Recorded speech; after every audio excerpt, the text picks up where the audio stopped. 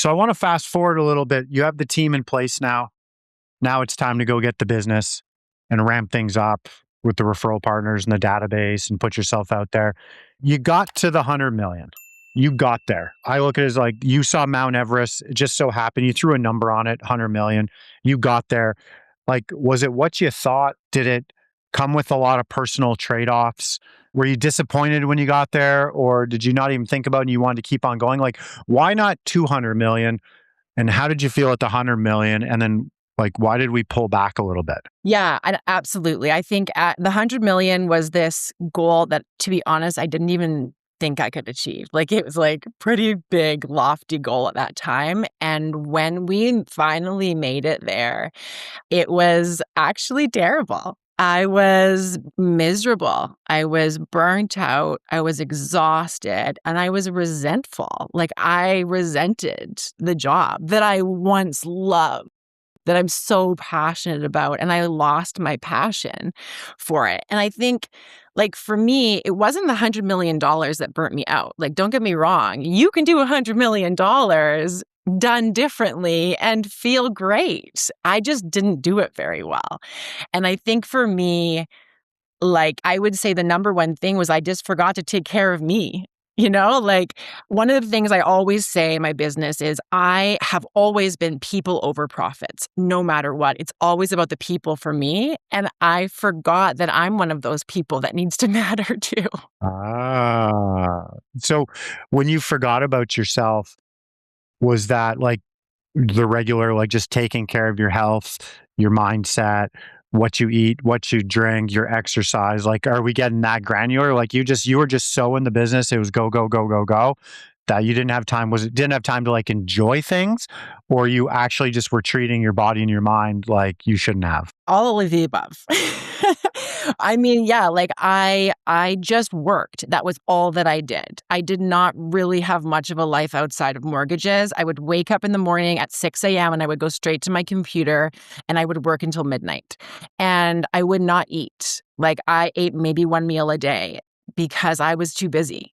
And I drank 10 cups of coffee. and and I just was flat out.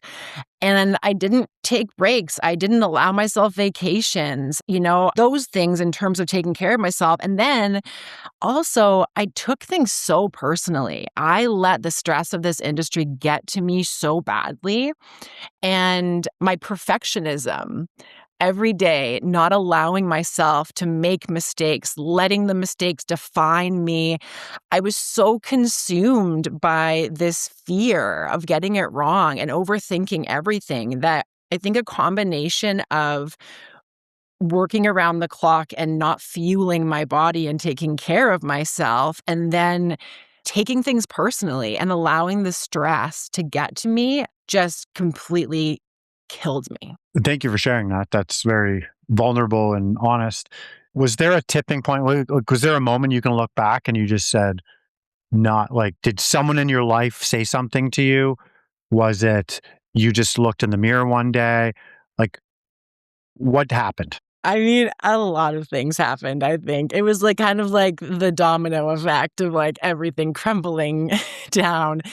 It was after 2020, 2021. It was just crazy. Like, it was the last straw of like what I could handle, kind of. And so I was just, I was exhausted and stressed and burnt out, and I just didn't feel good. And I was going through a really difficult breakup, of course, right? And just like everything in my life was just not going well, and I wasn't happy. And I don't know that it was one specific thing, although perhaps there was that I can't think of right now. But I think it was just, like I said, that domino effect where just one day I woke up and was like, oh my God, like, I can't do this anymore. And also, why am I doing this? Like, to what end? What's the point of all this? What's the point? And honestly, Ryan, I like literally packed up my whole house, put my stuff in storage, rented my house out, and went traveling. Like, I was like, whoa, like, I just need to get out of here. Okay. So on the outside looking in, 100 million, Jules crushing it, blah, blah, blah. But like behind the scenes, things are just crumbling. Your world is in shambles. You're questioning why you're even doing this, who you're doing it for. And because it's funny, right? You think, oh, she's doing 100 million. But like we talked about at the beginning, not everything is what it seems. There was a trade off you were making to get there, right? So true. Absolutely. So you traveled. So did the business, like, obviously the team stuck with you. Was the team feeling the burnout as well? Yeah, absolutely. We all were, for sure. I feel like very likely me more than anybody else because I tend to take on way too much, micromanage my team and do more than I should. But we were all, You're way better at it now. I'm so much better. So much better. But at that time, oh God. And I was just, yeah, micromanaging and doing everything. And yeah, it was a lot. So, but my team stuck with me at that time. I mean, they would have been with me for about 4 years at that time, I guess. And they've always just wanted to support me. They've been so great. I've treated my team very well, and they've done the same for me. And so in this moment, it was kind of like, Jules, go do you. What do you need us to do? Right. So you went off travel. Did you come back with a plan? Like, were there certain things that were jumping off the page that you were just not going to do anymore? Yeah, and I'll say, like, I didn't just go travel and, like, never work. Like, I was clearly working still. But I needed a change of scenery. You know, on the weekends, I wanted to be somewhere different and just, like, get away from it all and try to figure it out. But, yeah, I mean, I think and this has been a journey. Like, it's been 4 years since that day, and it's been quite a journey for me to navigate and to figure it all out. Like, it took me 2 years just to, like, feel healthy again. Like, my body was actually not okay, like, very burnt out and not okay. But I think for me, it was I just need to remember why I'm doing it. Like, what is the purpose here? And I think for the $100 million journey, like, I got so caught up in the numbers and the volume and the awards and the recognition that I lost sight of why I was doing it in the first place and, like, what was important for me. And I think that's what I needed to go find. Like, I needed to just, like, go remember, you know? And so, yeah, like, for me, I've always done this job because I love helping people. Like, it fills me up to take somebody from chaos and overwhelm and confusion to, like, peace and ease and confidence. Like, I can feel that in one hour phone call with a client. Like, we can go from that place to this place.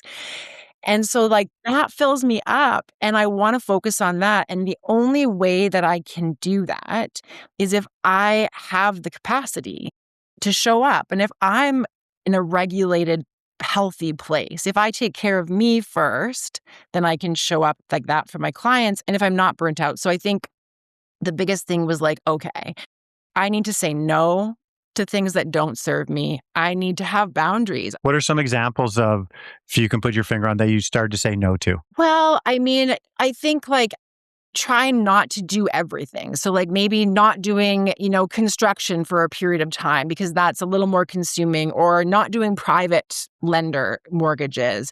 Like, you can't do everything really well. So trying to just sort of cut back and specifically work with certain clients or certain files. It's hard to say exactly what they were, but I think, like, if I have a client that, shows up and provides me the documents and is willing to do their part, and they've got down payments saved and they have good credit, good income, like, hey, you're ready to go. Let's work on this. But it's like, I'm not going to, like, spend so much time on a client or, like, chasing clients that aren't ready to work with me. So I think we just have to set more boundaries, and then also set more boundaries with my time. I can't work 12 hours a day. Like, these are the hours that I'm available. I'm not working evenings. I'm not working weekends. And if you're not willing to wait to get into my calendar because I'm not taking your call tonight, then you're not a fit for my team. And that's okay. Go find somebody else. There will be somebody else that will take that call, you know? So you were chasing every deal. Like, you were a lead, was a lead. You were trying to get them ready to go buy. Maybe it's 9 months from now, 12 months from now. You were like, if someone wanted to talk mortgages with you, you were taking it because you were on the 100 million. You had the $100 million blinders on. Yes. And you were just like, bring it. I'm solution. I help people. Let's go. And then the bottom fell out. So you come back. You spent 2 years getting healthier, mindset, body wise. You're showing up differently now. What's different now versus 4 years ago? And what are you most proud of right now in the business? I would say the number one difference is that I've released control to an extent. Well, after, to an extent, to an extent. I will always be me to an extent. But no, I've released control and I've put a lot more trust in my team. And I really tried to step away from sort of the back end things that don't need my involvement anymore. So I think the biggest change is that I'm not involved in every single email and every single thing that happens. Like I have 3 people on my team that are amazing at what they do, that they each have their own individual roles and they do them very well. And I trust them to do their job so that I can spend my time doing what I do best. And so that's been huge, of course. But I would say the number one thing that is different today than it has been for my entire career is that I've learned to give myself grace. I've learned to let myself just be human. Honestly, it sounds like simple and ridiculous, but I'm telling you right now, it is the number one thing that has changed my life is I had this realization like this year almost that like, oh my God, wait a second, you're not a robot. You are a human being and you're going to make mistakes and you have emotions and hormones and a life outside of mortgages, and that's okay. My goodness, the moment I let myself be human, Ryan, that it changed everything.